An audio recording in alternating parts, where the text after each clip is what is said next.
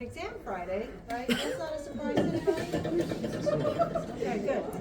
All right, exam is Friday.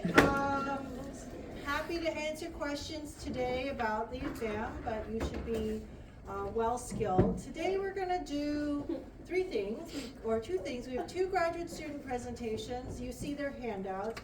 They were instructed to create 4 multiple choice questions that will show up. I will pick a couple, maybe 2 from each of the presenters, so about 4 questions that will show up on the final exam. And they were instructed that their multiple choice questions should be answerable from what is on your handouts. So should there be some variability in their ability to teach up here, I do not penalize you guys, so it should be at least in the document, okay? The final exam, I believe, is the 13th of May at 10 something, 10:30? No, 8th. Oh. 13th is way after graduation. Oh, what is it? 8th. 8th, okay. Yeah. 13, 8, they're all the same to me. May 10:30? 8th. At 10:30. Yeah, 10:30. 10:30 to 12:30. We're in the room next to our room. I don't know why they didn't give us our room, but we're in Kramer 038, I think. Oh, the Which farm is just one. whatever, in Yeah. one direction from where we normally have class. That's the one where we had embryology. Okay, and it will be 4 cases that are identical to the ones you are practicing. And then today we will go through cases. I will especially go through cases that are in the VR. It seems like you guys are not collecting symptoms, oddly enough. So we're going to do that and then run over some of the cases so you make sure that we all conclude the same thing. And then we can go back into the VR later if it's helpful. If it's not, on Monday, there are no more lectures, so on Monday we can do more cases, or we can go down the hall and get into the VR headsets for the hour, so it's up to you. Okay? Any questions so far at this point in the semester, Patrick? So Monday, Wednesday, Friday is just gonna be all cases. Basically. Yeah, Monday, Wednesday, and did you guys decide on doing anything Friday? Okay, I will not be here Friday, so the TAs have some kind of review thing prepped, or they'll do cases, I'm not quite sure, they'll put you in the headsets. Any of the options are open, so make use of the time in preparation of the final exam, because we have such a kind of unusual final exam, okay? Any other questions? Okay, so of the 2, who's gonna go first? Felix. So we have Felix and Aya, who are gonna give presentations.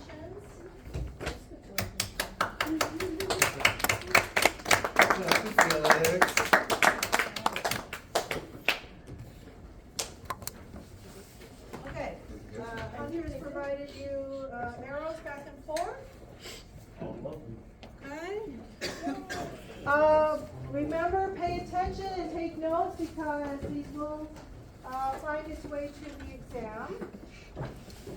Oh, do I get it? I need handouts. Where are the handouts? You look great today. Thank you. Did you get one? Did I have one? Yep, thank you. So I need to steal my pen. Okay. Hi everyone, my name is Felix, first year neuroscience PhD student, and today I'll be talking about respiratory control centers in the brainstem.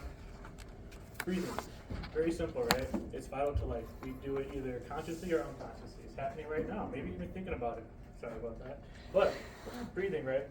When you think of voluntary control of breathing, that's going to be more in the cortex. I'm going to be focused more on the non-focused breathing, right? That's something that happens passively. It is broken down into 2 actions. We have inspiration, where the diaphragm will contract to allow air in, and then when the diaphragm when the diaphragm relaxes, you have the exhalation, right? So breathing is broken down into 2 parts: inspiration, expiration.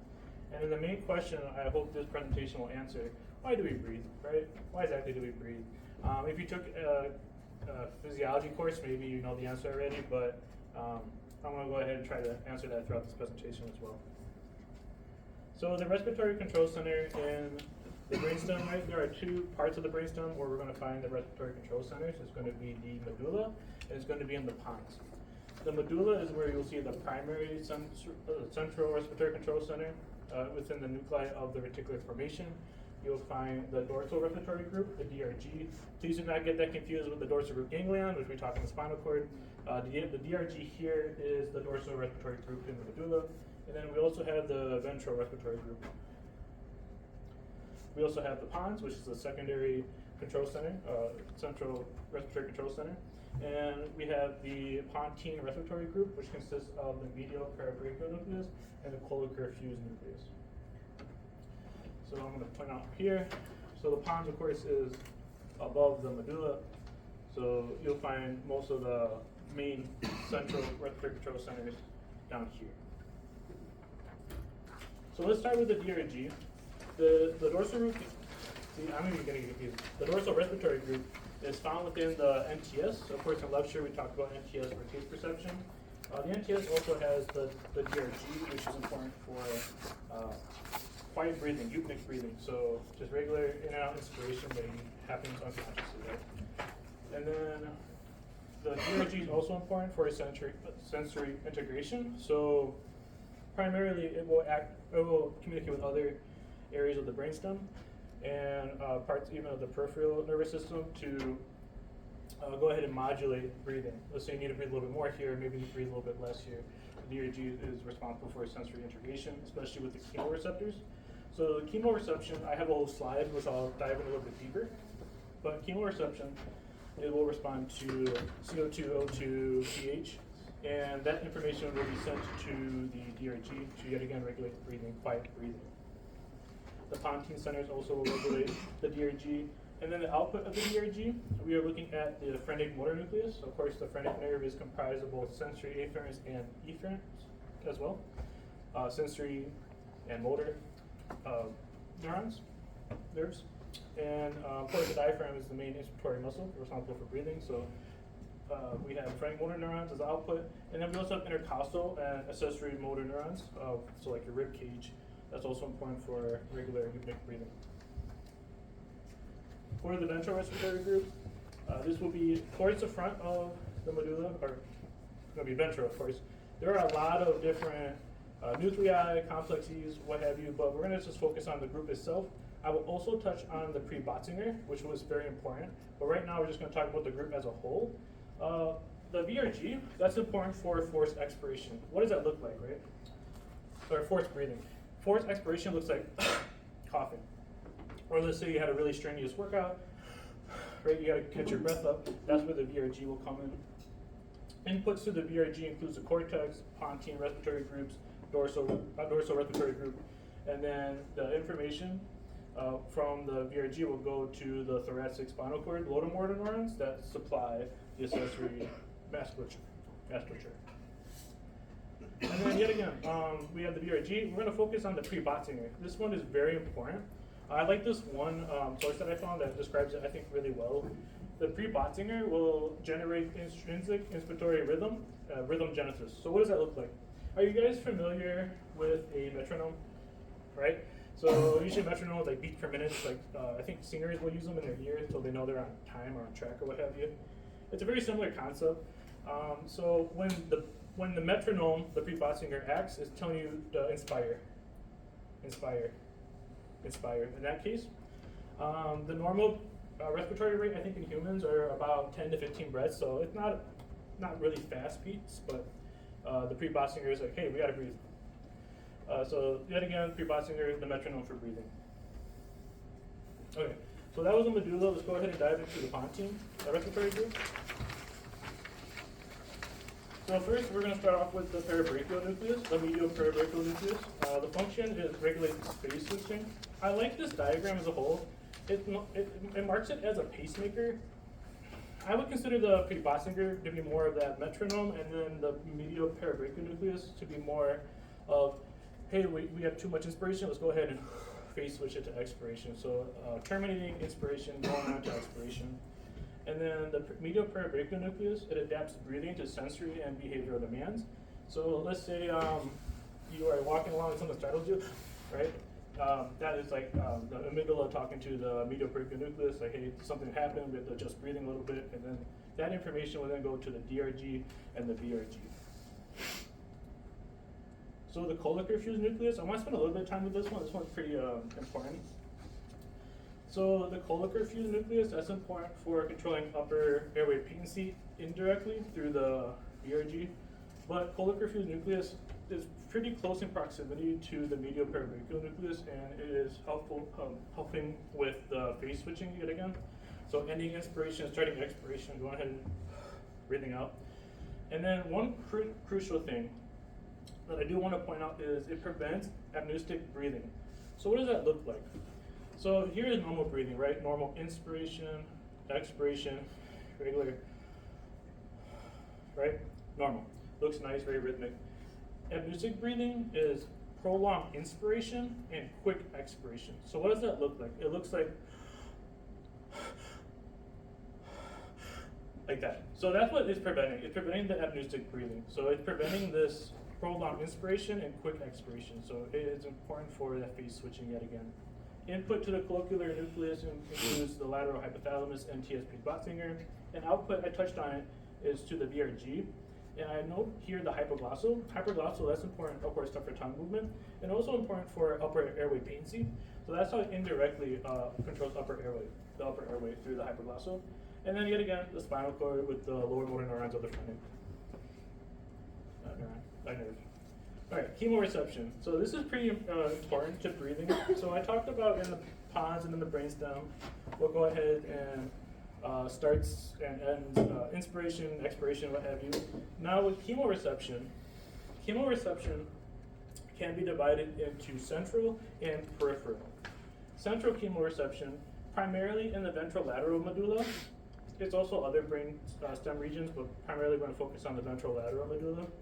And responds to the decreased pH in the cerebrospinal fluid as it increased CO2. So let me break that down. So when there's too much CO2 buildup, the central chemoreceptors in the ventrolateral medulla will pick that up as a result of a decreased pH in the cerebrospinal fluid. We need a good balance of the pH in the cerebrospinal fluid to have a regular function, and if we have more of acidic cerebrospinal fluid, that could cause problems. So that's why CO2 is a strong primary driver of ventilation under normal conditions, because we want to make sure that pH is at a neutral 7.4, I believe. And then with peripheral chemoreception, that's going to involve the aortic body, which will send information through the vagus nerve up to the respiratory control centers in the brainstem, and then also the aortic, and then the carotid. So those are two periphery chemoreceptors, and they respond to decreased O2, so hypoxia, increased CO2, and then yet again the decreased pH. So when you have an imbalance, these two will send messages to the brainstem to go ahead and regulate, hey, we got to breathe more, hey, breathe less. And that's how they all communicate with one another.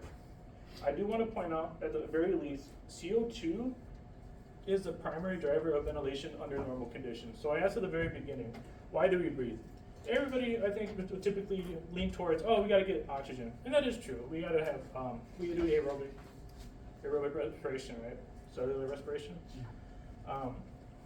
So CO2 is actually like the primary driver under normal conditions, because there are situations where you don't have enough CO2, and then what happens, you have apneic breathing, which is you just stop breathing because there's no reason to expel the air, right? So there's no buildup of CO2, there's no reason to really, so CO2, I just want to say, is the primary driver of ventilation under normal conditions.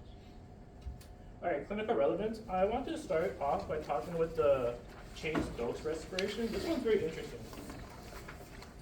On the left diagram here, I have normal respiration, which is inspiration, expiration. Very rhythmic, looks great, looks clean. Changed dose is very interesting looking, right? It is the crescendo, decrescendo, and then an apneic event. So why does this happen?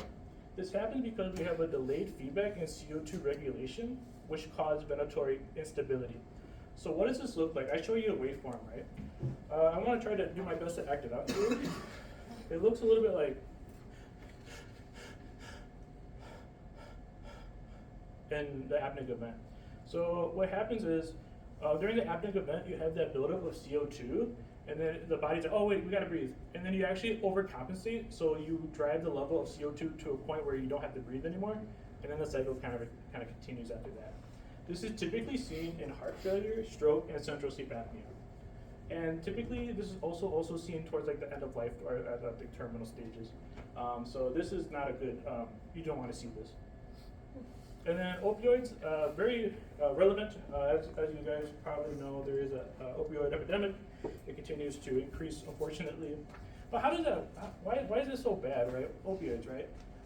So opioids, I don't want to get too molecular neuroscience-y, but they do act on the mu receptors in the cortex, the mesolimbic system, and the medulla.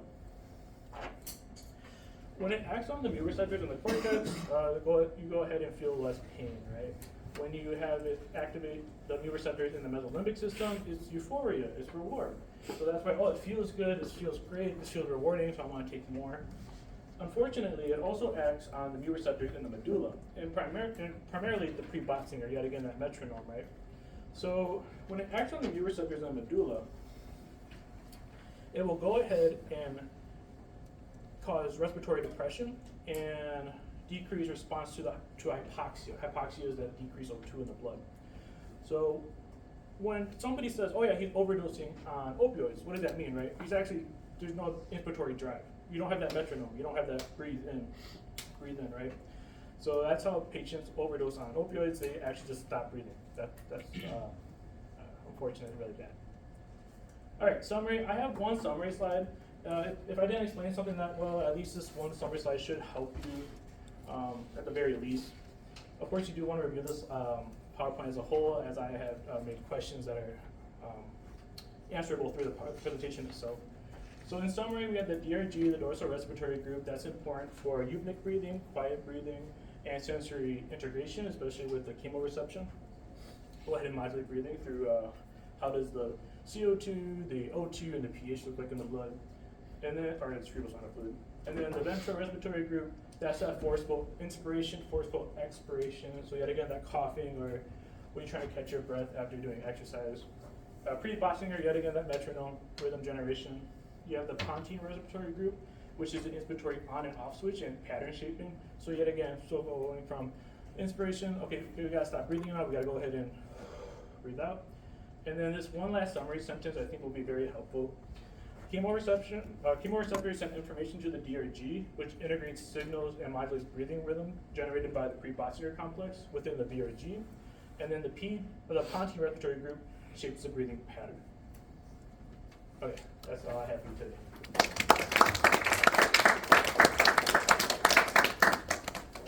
Any questions? Good. Yes, Go sir. ahead. Like the hypothalamus and like the thalamus, I know like with lesions it kind of affects all the nuclei in the structures. Is that similar to like the VRG? Because like you can't just have a clean lesion through it, right? It wouldn't affect multiple nuclei in that region, or clinically, I guess.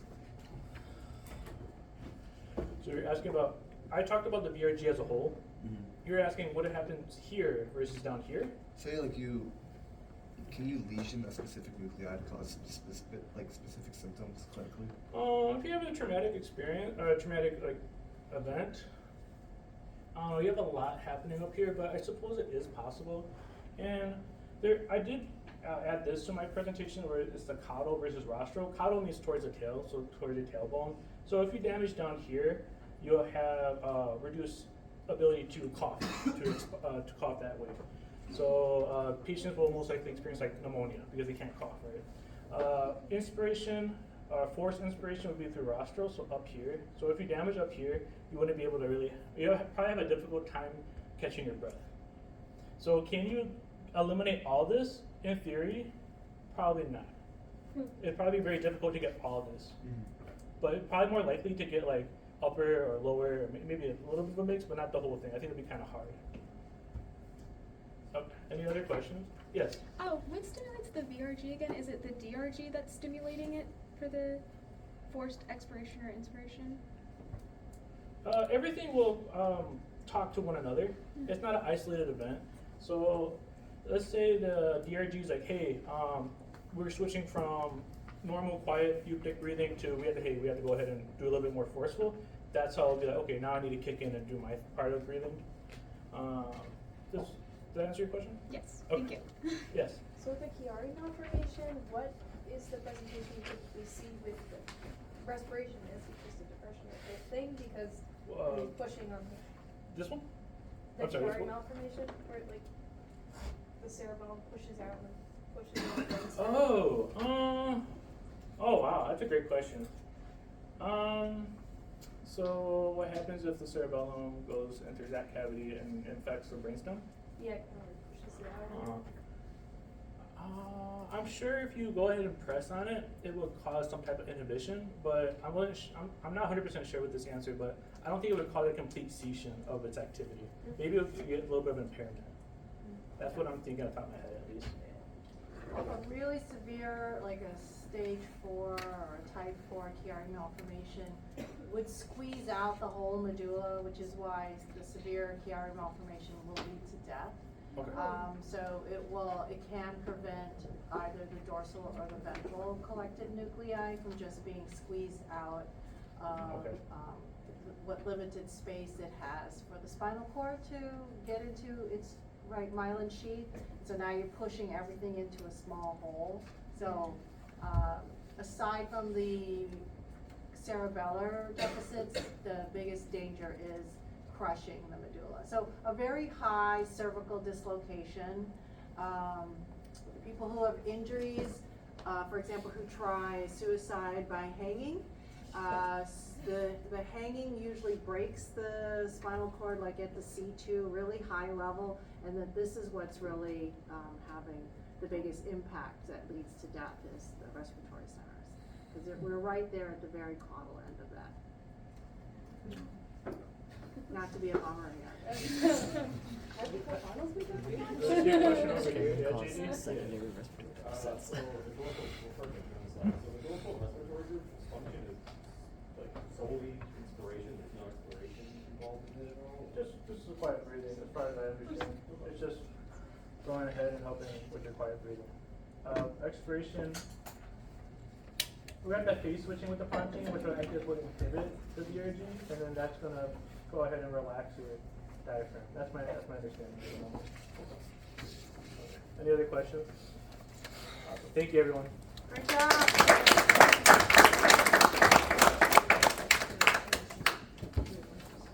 Yeah.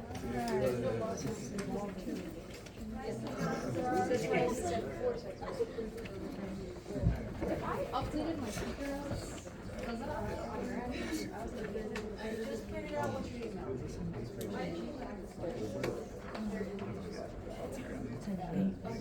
Because you're relaxing. Yeah,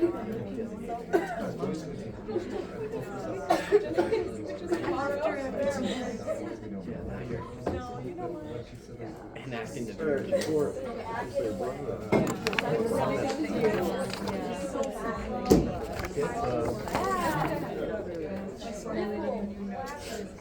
Actually, I do like lesions of different Yeah. I miss abnormal psych. This year was fun. All right, our second presenter is Aya, and she's schizophrenia or just multiple disorders? Multiple disorders. No, it's Aaron. All right, you're on. Okay, so yeah, I'm going to talk about different disorders of the frontal cortex and kind of how they have similar and different pathologies, even though they kind of all affect the same area. So first I'm going to talk about schizophrenia.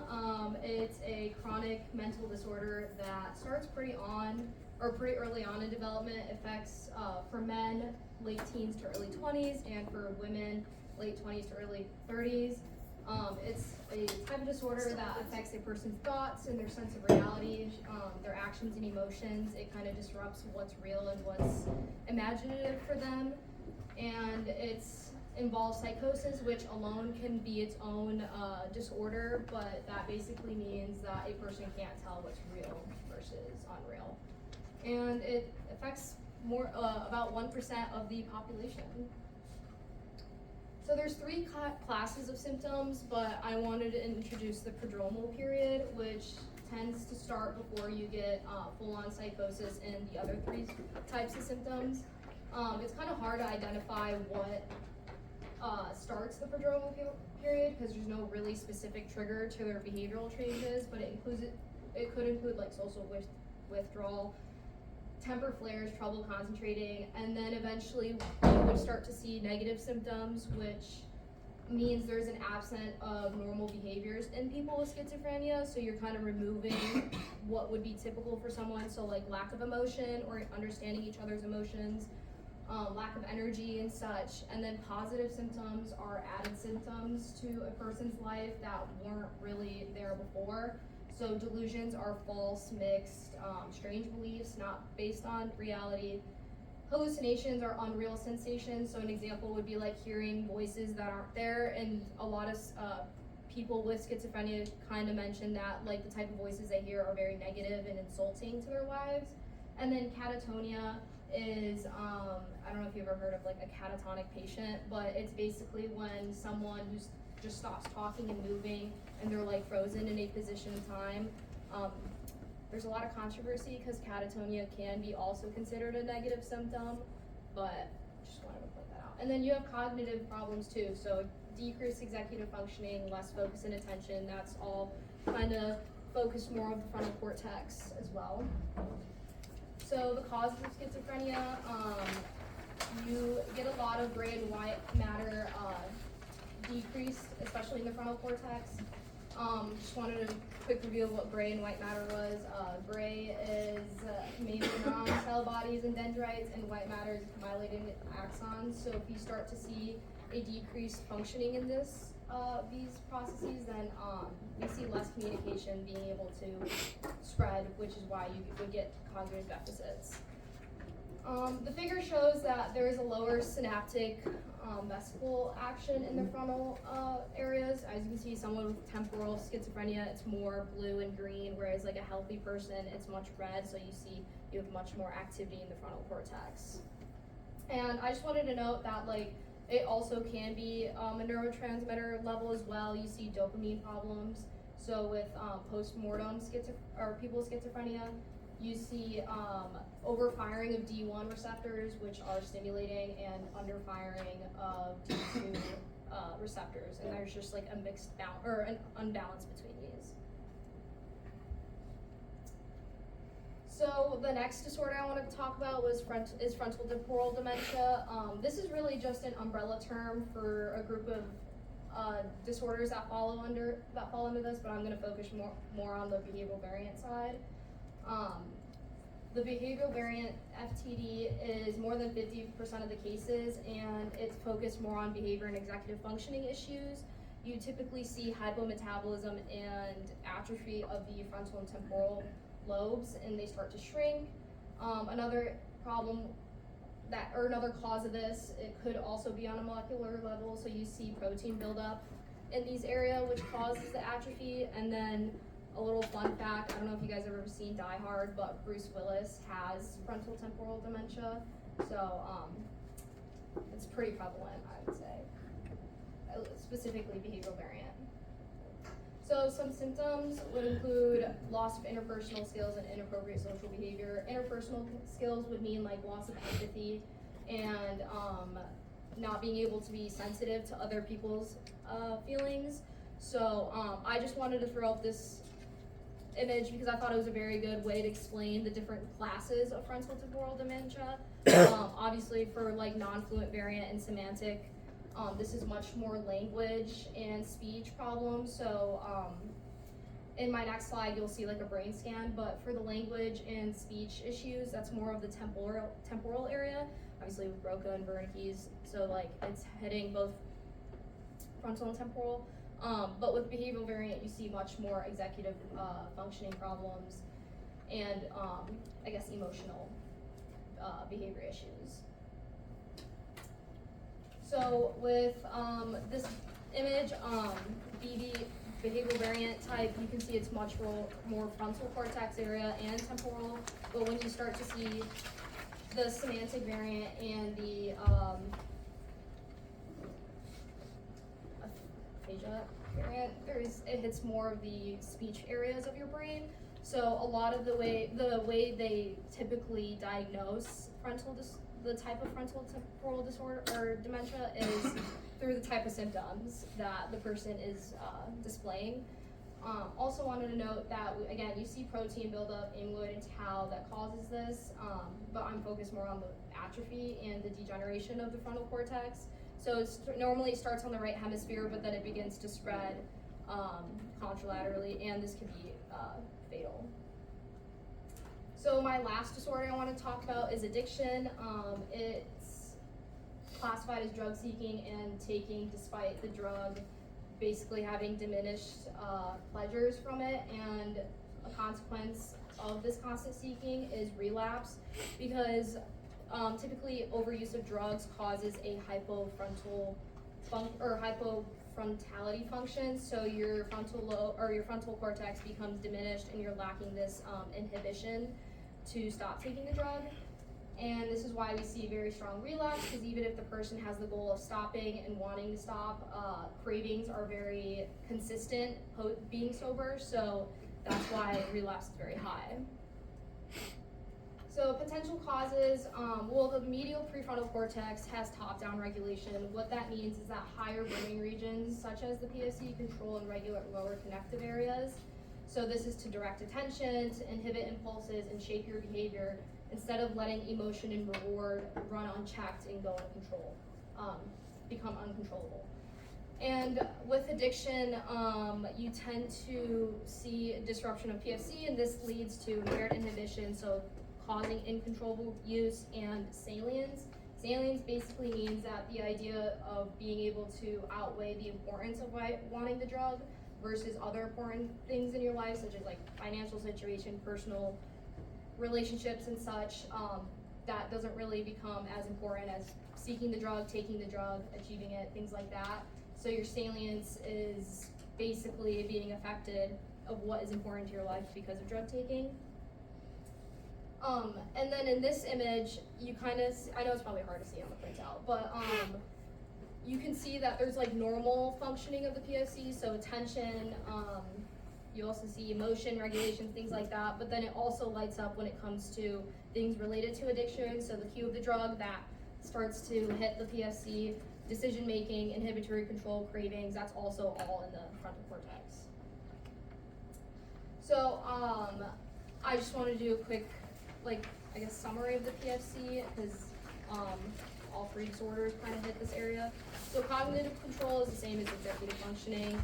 So when you have this, you have a pretty healthy prefrontal cortex. It's also one of the last places in your brain to mature. It's known as your personality center. It's what makes us each uniquely human. And it's important for moment-to-moment inputs. It compares them to past experiences, and then it allows you to react to them, so that, instead of just reacting right away and not making sound decisions, it lets you have this inhibition to not act on your reward and pleasure.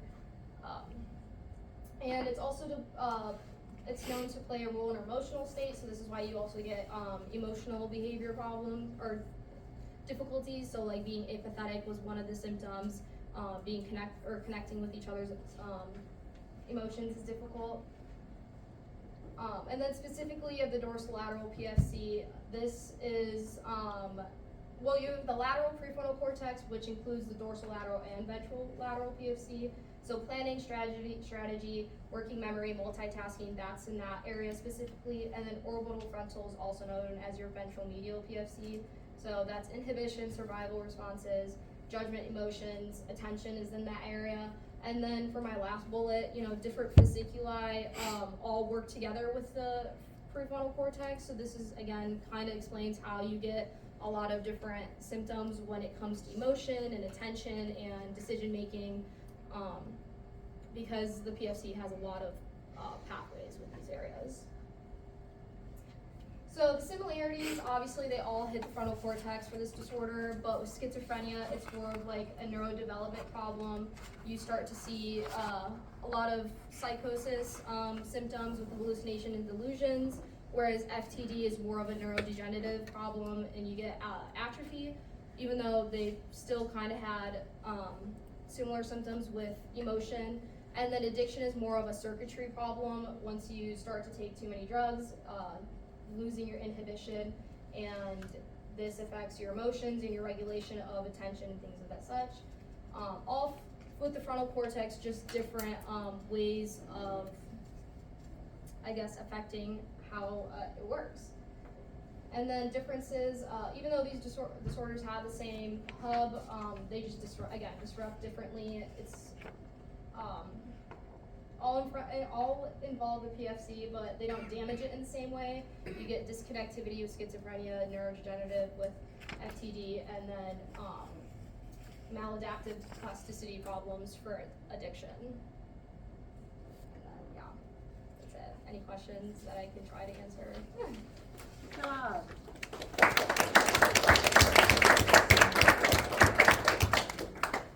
Questions for JD? So what distinguishes frontotemporal dementia versus just renal dementia? Dementia. Frontotemporal dementia, I did look this up actually.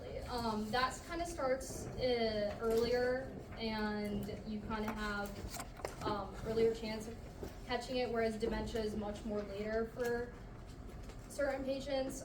I think frontotemporal also just depends on the type of symptoms you have as well, and like protein buildup is a big thing, and the atrophy, and like I said, you have the semantic variant and the behavioral variant, which again with the springs, I don't know, I really like this picture. Kind of just shows what areas you are hitting, and dementia is just really, again, another umbrella term because it's just the loss of memory and behavior disruptions. So it's just like really a subterm, I guess you could say. With the addictions, like behavioral addictions that like don't involve an external foreign like chemical or drug, like is that if that's like a similar, like the same process, or if Like non-drug, like yeah, you're it's saying like behavior. gambling or Yeah, something like that. yeah.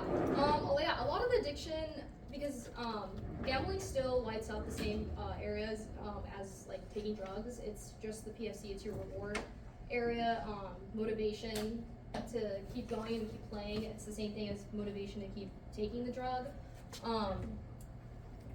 The PFC to nucleus accumbens pathway is a huge reward circuit and motivation circuit that really, I guess, kind of plays into any kind of addiction. But yeah, it's just the same motivation, the inhibition going away, so it's difficult to stop gambling, it's difficult to stop taking drugs. I don't know if that answered your question. Okay, yeah. With the developmental issues in schizophrenia, how they have less gray and white matter, do you know if that ever affects the basal ganglia? So then you see like Parkinson's type symptoms at all? That's a good question.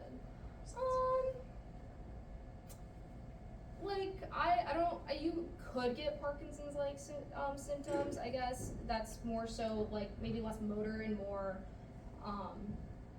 again, like cognitive. But I don't really think I didn't see anything much for the FTD with motor other than like speech and things like that.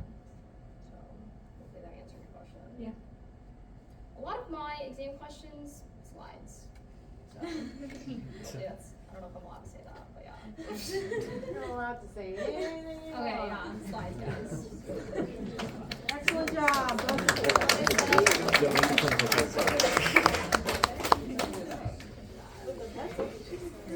So to your question, a lot of antipsychotics are using transmitters that influence the basal ganglia, so that there are side effects from these drugs that That's right. Tardive dyskinesia. Tardive dyskinesia. My mom taking her, I don't know, whatever commercial it was, her psych meds. It helped her. I don't know.